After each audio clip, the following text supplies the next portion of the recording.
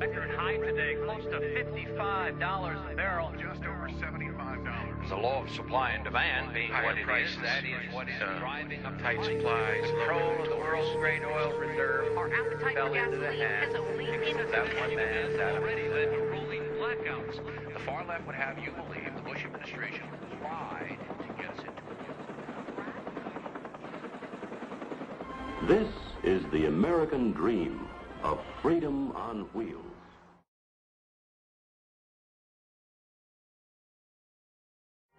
For the United States, oil was once a source of power. More than any other vital material, oil was central to the American way of life. What it comes down to is that the oil industry has to please Mrs. Martin and millions just like her. Already today, she's used some 87 petroleum products, including the plastic bacon wrapper and the wax of the milk carton. Since the onset of the petroleum age in 1860, the United States has been the prices and low supplies keep pushing prices up even higher. The extraordinary thing about our addiction to oil is this addiction was formed when we were self-sufficient in the production of petroleum. Arabia. Our relations with Saudi Arabia have been long, close, and cordial. As the venerable Arabic saying has it, our house is your house. There's an Arab saying, the sands are blowing. And I submit to you, King Fahd, that if the sands of time give us any hint of the future, it is that in the days ahead, the friendship between the Saudi Arabian and American people will be a strong and vital force in the world.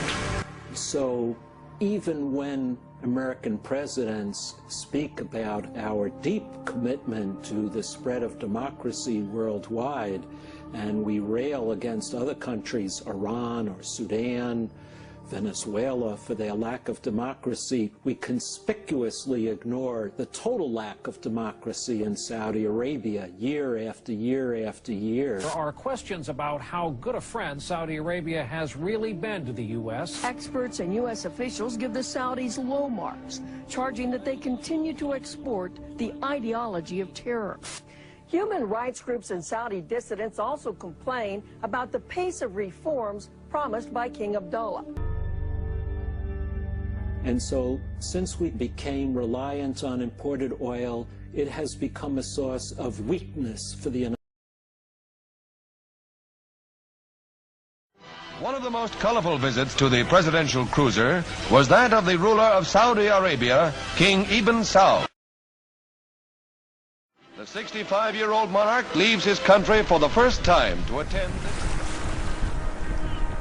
You have to picture this extraordinary moment at the end of World War II. The fateful meeting on February 14, 1945, between the President of the United States, Franklin D. Roosevelt, and the King of Saudi Arabia, Abdul'Aziz ibn Saud. On one hand, the leader of the free world, a passionate advocate of democracy and freedom, sitting next to an absolute monarch who is accompanied by slaves and astrologers and Bedouin bodyguards. No records were kept of this meeting, but all historians and American policymakers agree that the basis of the discussion was that henceforth the United States would provide the royal family with protection in return for an exclusive American right to develop Saudi Arabia's oil. And because we were using up so much of our domestic reserves. And this is what worried Franklin Roosevelt most in the final months of World War II. And so he set out to find a foreign source of oil to make up for the decline in American reserves. American president since then has reaffirmed the U.S. alliance with Saudi Arabia and the United States.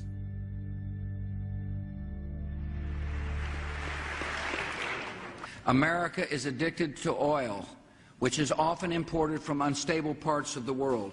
Yes, we hear that America is addicted to oil. The president has said it. I know it came as a shock to some to hear a Texan stand up there in front of the country and say, we got a real problem. America is addicted to oil. But I meant it, because it's a true fact, and we've got to do something about it now. But it was in 1945 that the President of the United States, at that time Franklin Roosevelt, first grasped the nature of this crisis. We must be the great arsenal of democracy. For us, this is an emergency as serious as war itself. Franklin Roosevelt first looked ahead and saw that the United States eventually would become dependent, and he was the one who pioneered a foreign policy based on oil. I should like to see this nation geared up to the ability to turn out at least 50,000 planes a year. Roosevelt understood that oil was a decisive factor in America's victory in World War II.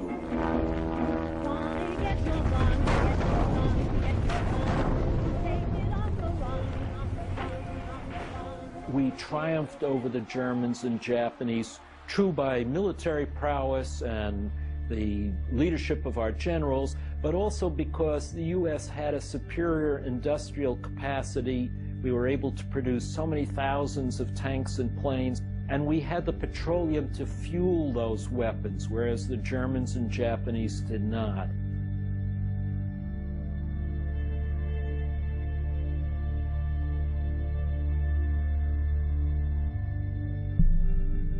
But at the same time, Roosevelt understood that the United States would no longer be able to supply its forces with oil in the future. And say Saudi Arabia remains among the worst countries in the Middle East when it comes to religious freedom and rights of women. Saudi women still can't drive, can't vote, and can't work or get medical treatment without approval of a male relative. We have historically chosen to overlook the fact that the royal family is a feudal monarchy that grants no rights whatsoever to its population. And we have created a very elaborate military establishment in Saudi Arabia, providing some of the most sophisticated arms in the world, providing military training to the kingdom, military advisors of stationing troops in the kingdom. The modern Saudi military really is a creation of the United States. We've had military missions there for decades. And there can be no explanation for that other than the fact that the royal family guarantees our access to Saudi Arabian oil. In fact, when the United States sent troops to Saudi Arabia in 1990, after the Iraqi invasion of Kuwait, then Secretary of Defense Dick Cheney told the Senate Armed Services Committee that the reason the United States was coming to the rescue of Saudi Arabia was because of the agreement between Roosevelt and Abdulaziz. Our strategic interest in the Persian Gulf region, I think, are well known, but bear repeating today. We do, of course, have historic ties, especially to the Saudis, but other governments in the region, that hark back with respect to Saudi Arabia to 1945, when President Franklin Delano Roosevelt met with King Abdulaziz on the USS Quincy towards the end of World War II, and affirmed at that time that the United States had a lasting and continuing interest in the security of the kingdom. And so this special relationship with Saudi Arabia has shaped American foreign policy since Roosevelt's day. In some of the most important presidential doctrines of the past 60 years.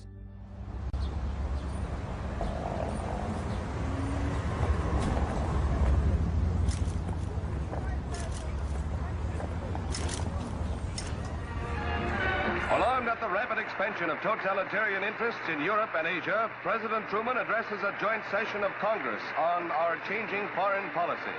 A grave gathering hears his forthright message. The gravity of the situation which confronts the world today necessitates my appearance before a joint session of the Congress. With the Truman Doctrine, for example, what we understand is that the Soviet Union was posing a threat to Greece and Turkey. That's the official explanation, and that something had to be done to stop this. The very existence of the Greek state is today threatened by the terrorist activities of several thousand armed men led by communists.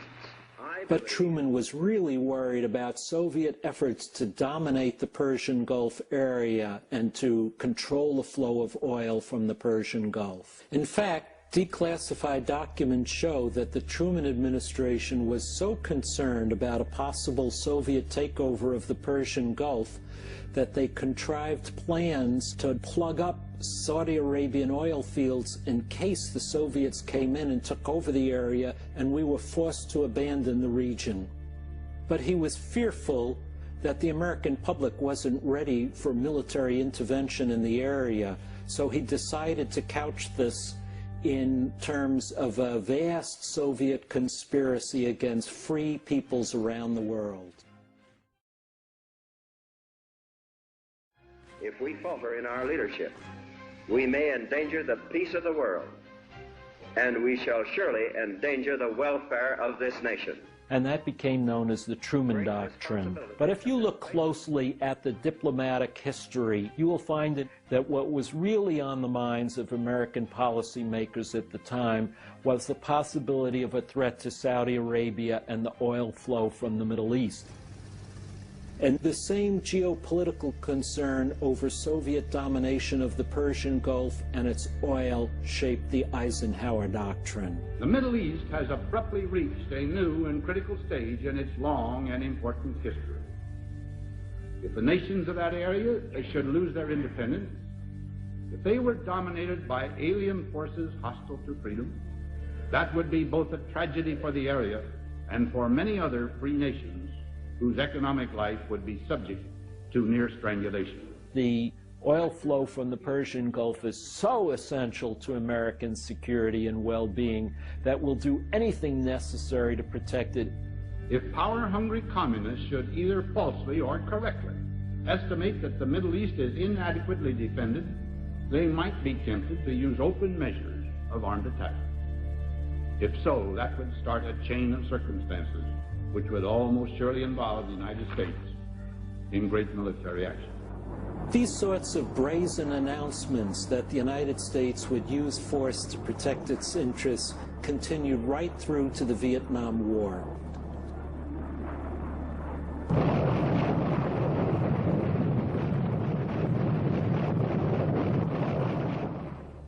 We Americans are a do-it-yourself people. We're an impatient people. Instead of teaching someone else to do a job, we like to do it ourselves. And this trait has been carried over into our foreign policy. But the Vietnam War made the American public very reluctant to send American troops into troubled third world countries. And Nixon was forced to change course. When you are trying to assist another nation defend its freedom, U.S. policy should be to help them fight the war, but not to fight the war for them. So we ended up with the Nixon Doctrine, which called for the United States to rely on proxy forces to defend American interests in these troubled third world areas. For the Nixons, Tehran was different. The welcome was warm, full of pomp and enthusiasm. In the Persian Gulf, the Nixon Doctrine was focused specifically on Iran, where the United States embraced the autocratic Shah of Iran to be our surrogate, our proxy. And it was the Shah who was chosen to protect U.S. interests in the Gulf area. And now we come again to Tehran. And we see the progress that has occurred in those 19 years under the enlightened leadership of Your Majesty. And we provided billions and billions of dollars to the Shah and to Iranian forces to protect the oil. And this surrogate strategy worked fine until the Shah of Iran was overthrown in 1979. Suddenly, Iran is no longer one of this country's strongest and most dependable allies in the strategic Persian Gulf area. The autocratic Shah was replaced by the Ayatollah Khomeini, who adopted an anti-American stance. This produced tremendous panic in Washington because there were no proxies left to defend the oil. Mr. President, the Persian Gulf is one of the great mineral treasures of the whole world. Most of Japan's oil, an awful lot of Europe's oil passes through there. The Shah really was the policeman of the Gulf and kept the oil flowing. Now, the new civilian government says it's not going to be the policeman of the Gulf anymore. What's going to happen to this terribly, terribly important part of the world if there is no policeman? And so it was decided that the United States would have to take up this role itself and not rely any longer on surrogates to protect American interests in the Persian Gulf region. Let our position be absolutely clear. An attempt by any outside force to gain control of the Persian Gulf region will be regarded as an assault on the vital interests of the United States of America, and such an assault will be repelled by any means necessary, including military force.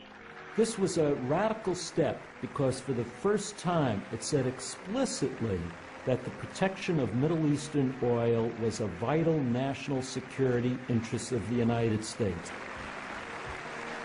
Now the problem is, at the time, the United States didn't have any forces that was specifically earmarked for operations in the Persian Gulf area. And so Carter created the Rapid Deployment Joint Task Force to act as an interim force. In the past, we've not had an adequate military presence in that region. Now we have two major carrier task forces. We have access to facilities in 5 different areas of that region. And we've made it clear that working with our allies and others, that we are prepared to address any foreseeable eventuality which might interrupt commerce with that crucial area of the world. This, I believe, has assured that our interests will be protected in the Persian Gulf region, as we've done in the Middle East and throughout the world. And this became the nucleus for the Central Command.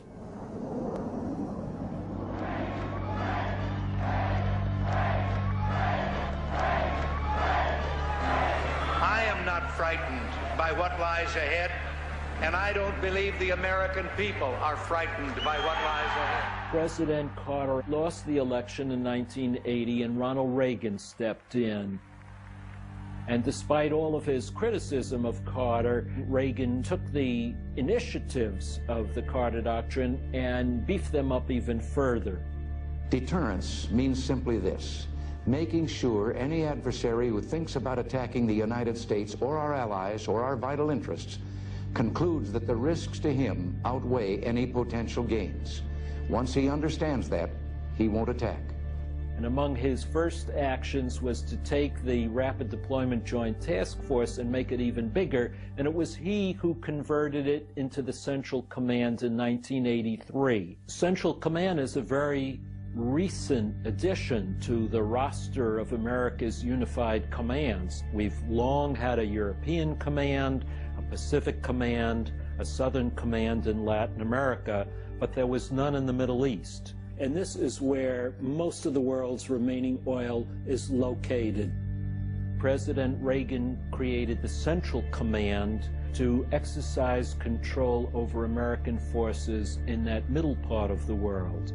As long as Saudi Arabia and the OPEC nations there in the east, and Saudi Arabia is the most important, provide the bulk of the energy that is needed to turn the wheels of industry in the Western world, there's no way that we could stand by and see that taken over by anyone that would shut off that oil. The original function of the Central Command, very clearly elaborated by the Reagan administration, was primarily to protect the flow of oil from the Persian Gulf to the United States and markets around the world. That's always been its primary focus. This is the period of the Iran-Iraq War, which broke out in 1980 and intensified in 1986, 1987, when the Iranians started attacking Kuwaiti oil tankers in the Persian Gulf.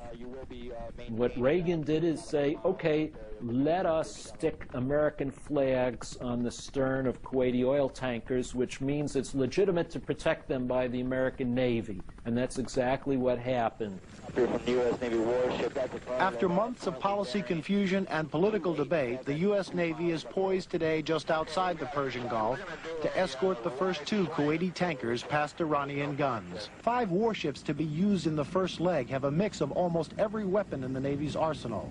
It was a clear use of military force explicitly to protect the flow of oil. There was no other motive for this. There was no freedom at stake, no democracy at stake, no terrorism at stake. It was simply to keep the oil lanes open. We remain deeply committed to supporting the self-defense of our friends in the Gulf and to ensuring the free flow of oil through the Strait of Hormuz.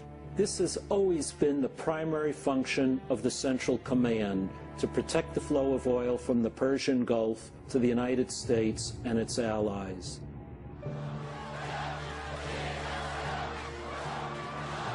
We have some drama unfolding in the Middle East to report to you tonight. Diplomats in Kuwait are now saying that Iraqi troops have crossed the border into Kuwait. And when Iraqi forces invaded Kuwait, the first President Bush gave the Carter Doctrine its most extreme, most substantial implementation.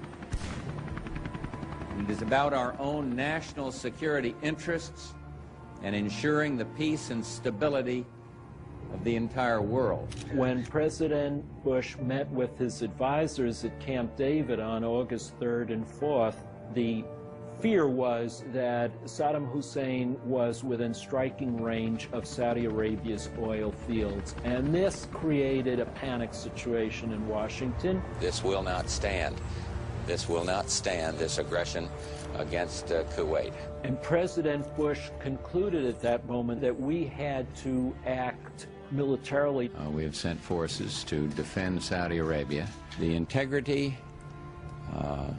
of Saudi Arabia, its freedom, are very, very important to the United States.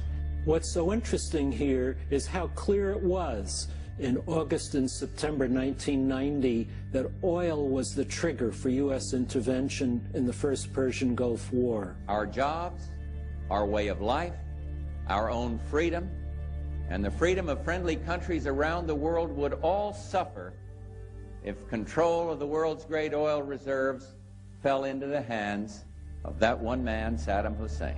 But this aroused protests around the country, and polling data showed that the public was firmly opposed to a war in the Middle East for oil.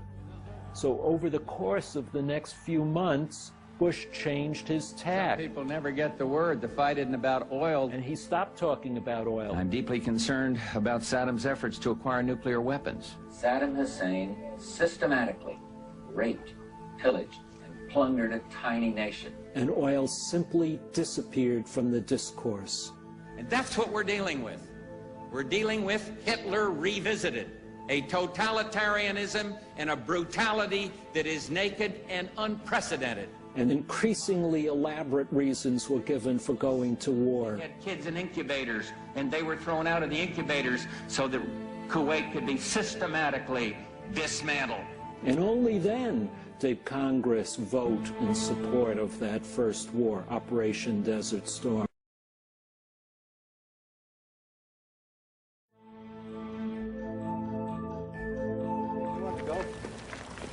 What's going on in the Gulf? Any new developments, Mr. President? No, I had a long talk with King Fahd just now. While all this rhetoric was being played out on the surface, behind the scenes, the logistics of the war were being planned. Bush made the decision to send American troops to Saudi Arabia to defend the kingdom. But King Fahd was deeply worried about the presence of so many American troops on Saudi soil. This, after all, is the Islamic Holy Land, and there's a great deal of discomfort with the presence of so many infidels, as they're called, non-believers, in the Islamic Holy Land. So Bush sent his Secretary of Defense, Dick Cheney, to Saudi Arabia to persuade Fahd to allow the American troops in, because that was the only practical means of driving the Iraqis out of Kuwait, and Bush understood that. Cheney brought with him satellite photos, which have never been made public, allegedly showing that Iraqi forces were on the border of Kuwait and Saudi Arabia poised for attack, in order to persuade Fahd that he was in danger and that American troops had to be sent immediately. But Fahd had another offer of support from an unusual source. The volunteers who went from Saudi Arabia to Afghanistan in the 1980s to fight the Soviet Union with American support. Their leader was a man named Osama bin Laden, a Saudi citizen with close ties to the royal family. He was trying to persuade the royal family to allow his forces to defend the kingdom against Saddam Hussein and not rely on the Americans.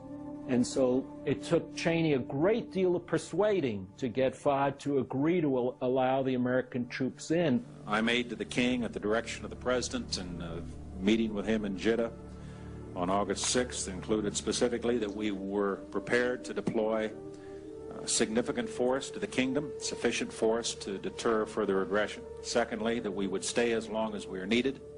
And third, that we will leave when we are no longer needed or when we are asked to leave. And those, I think, were important considerations in the king's mind.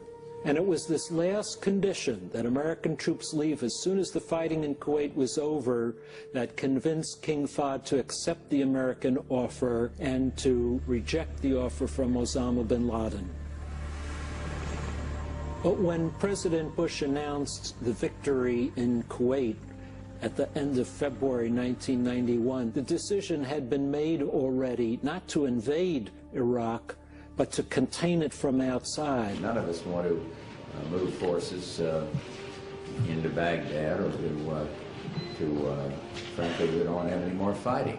But the Americans would have to remain in Saudi Arabia to enforce the containment strategy. And so Fahd was faced with the permanent presence of American troops. And it was this repudiation of the U.S. promise that turned Osama bin Laden from an ally of the United States into a sworn enemy of this country.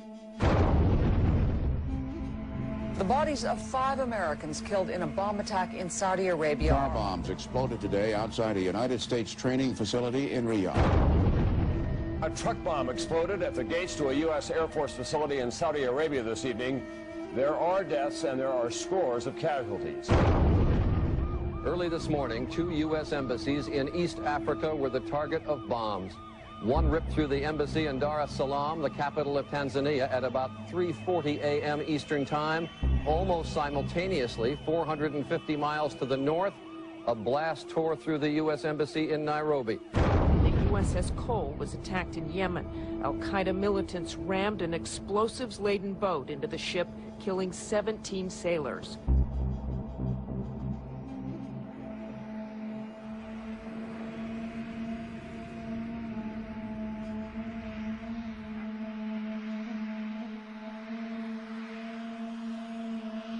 Today, we've had a national tragedy. 2 airplanes have crashed into the World Trade Center in an apparent terrorist attack on our country. Obviously, 9/11 had many causes and many roots. But I think if you try to understand what exactly led us to that terrible tragedy, you can't avoid the conclusion that oil had a big role to play. As Commander-in-Chief of the United States military, and as a person working to secure this country, I take the words of the enemy very seriously, and so should the American people. President Bush and his advisors like Karl Rove tell us repeatedly that we should take seriously the words of Osama bin Laden. I recommend the book to you. If you got $17, I recommend you go to the bookstore, go to Barnes & Noble or Borders, and pick up a book called Messages to the World. It's the collected writings of Osama bin Laden.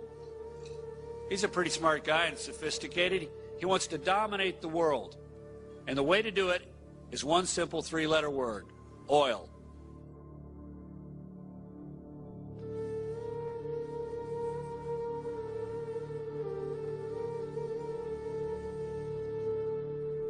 If you read Osama bin Laden's words, his fatwas, you cannot escape seeing oil as lying at the root of Osama bin Laden's war against the United States.